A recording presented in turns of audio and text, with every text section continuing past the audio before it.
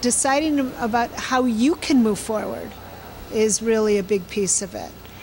So putting everything into perspective. First of all, know that you're not alone. And that's what's so beautiful about Diabetes Mind, is that you're not alone. You are not the only one who might feel down, or who might feel frustrated, or who might feel upset. You're not alone in this. Don't be afraid to share, because someone who can help you may have felt the way you did, and they may have solutions. Another thing is to realize that you're not the problem. The problem is the problem. And what I mean by that is, you know, when a child does something, and something, we'll say, you know, something naughty, and it's, if the mother says, "You're such a bad kid," that makes the child the problem. But if the mother or parent says, "You know, you're good, but what you did was not a good thing, it was bad," then the problem is the problem.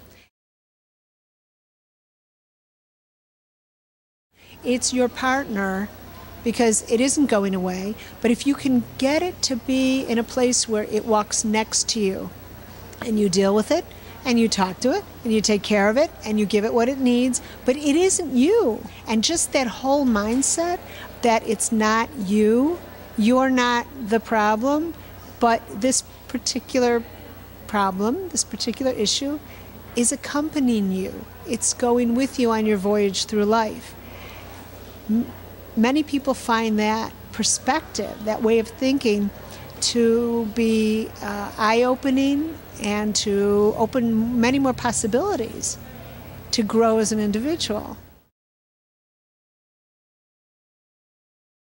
In narrative therapy, one thing that we do is take the problem that's bothering you, and a way to remove it and put it outside of you so you're separate from it and you can deal with it and you can handle it, is to take it, give it a name, give it a color, give it a shape, and make it an entity, give it an identity. So the story that I want to share is about this particular individual who communicated with me on a website, and she was very upset because she said that she eats too much. She can't stop eating. She overeats.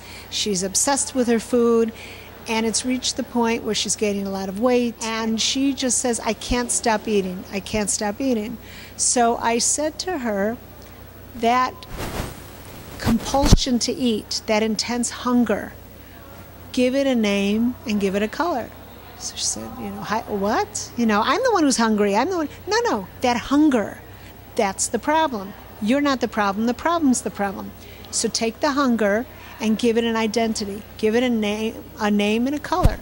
So she called her hunger, her extreme hunger, Purple Harriet. I said to her, "Okay, now that you have Purple Harriet, which is the extreme hunger, what I'd like you to do is tell me, when can you push Purple Harriet away?" She thought for a moment, you know, gosh, I never thought I had power over Purple Harriet. She thought about it for a while and said, "Well, I don't get bothered by Purple Harriet when I'm on the computer."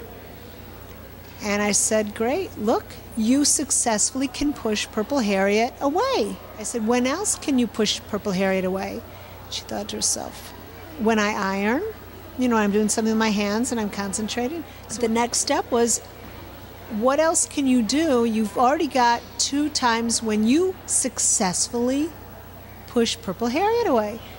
Are there other times when you can push Purple Harriet away?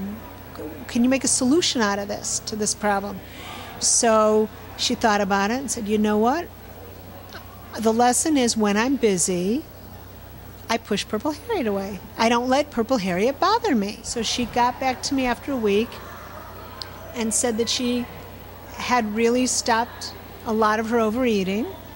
She was doing more things to keep herself busy. She was pushing Purple Harriet away. When she started getting hungry, she said, "Hey, Purple Harriet, get away." I mean, she started really talking to her. And she started losing weight because she was already good at pushing it away. She just didn't recognize it. She was already doing it. But she believed her story, which is why we call it narrative therapy, her story, the narrative that she had, is that she has no control over her eating. But that wasn't the reality. Any problem you have, you can name it and give it a color and put it over there and try to identify when it doesn't bother you that much, when it doesn't drive you crazy, and then do more of that, the positive things, and you'll see it will bother you less and less.